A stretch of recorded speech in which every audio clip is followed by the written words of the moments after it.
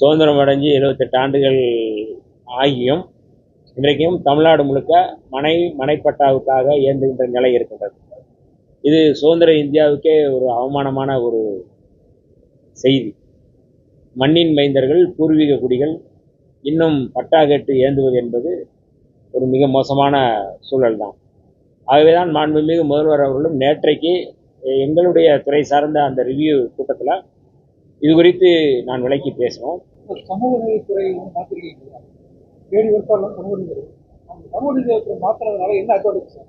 ஏற்கனவே உங்க கட்சியினுடைய பொதுச்செயலாளருக்கும் அதில் முரண்பாடு இருக்கணும்ன்றாரு. அட்வான்டேஜ் என்ன சார்?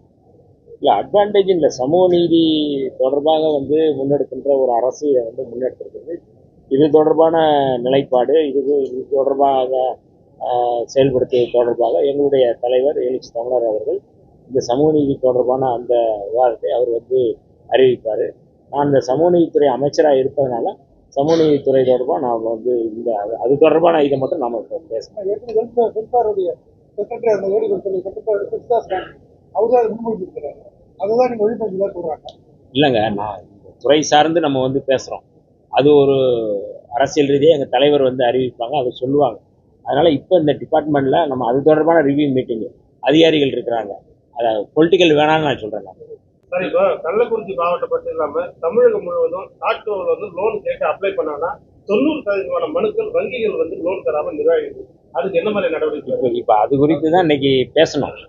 வந்திருந்தாங்க அந்த சம்மந்தப்பட்ட அதிகாரிகளுக்கு நாங்கள் சொல்லியிருக்கோம், வழிகாட்டியிருக்கிறோம். அவங்க அலக்களிக்காதீங்க, உடனடியாக செயல்படுத்துங்க. அவங்க ஏதோ அவசர தேவைக்காக அவங்களுடைய தொழிலுக்காகத்தான் அவங்க கேட்குறாங்க. அதனால் இதை நீங்கள் மனுவை வாங்கி உடனே அனுப்புறது மட்டும் இல்லாமல் அதை நீங்கள் ஃபாலோ பண்ணி அதை வாங்கி கொடுப்பதற்கான முனைப்புகளை செய்யணும்னு சொல்லி நாங்கள் கேட்டுக்கொண்டோம். அதன்படி அடுத்தடுத்த கட்டமாக இந்த டாட்கோ லோன் விண்ணப்பம் செய்தவர்களுக்கு லகுவாக எளிதாக அவர்களுக்கு எப்படி கிடைக்கும் அப்படிங்கிற அடிப்படையில் நாங்கள் வழிகாட்டியிருக்கோம். மாநிலத்தில் போதிய மழை இல்லை, ஒரு சொத்து தண்ணீரை கூட மேகதாது அணையிலிருந்து தமிழ்நாட்டிற்கு கொடுக்க முடியாதுன்னு சொல்லிட்டு கர்நாடகாவோட நீர்வளத்துறை அமைச்சர் சொல்லியிருக்காரு. இதுக்கான காமன் இது தமிழ்நாட்டுடைய உரிமை. கர்நாடக மாண்புமிகு அமைச்சர் அவர்கள் சொல்லியிருப்பது என்பது ஏற்புடையதல்ல. உச்சநீதிமன்ற தீர்ப்பின் அடிப்படையில் தான் நம்முடைய உரிமையை சொல்லுவோம்.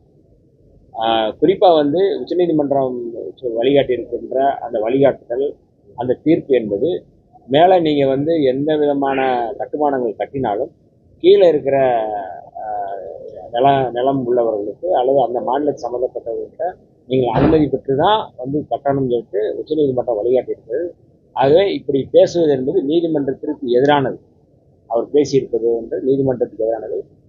ஒன்றிய பாஜக அரசு இதில் அவர்கள் மீது தகுந்த நடவடிக்கையை எடுக்க வேண்டும்.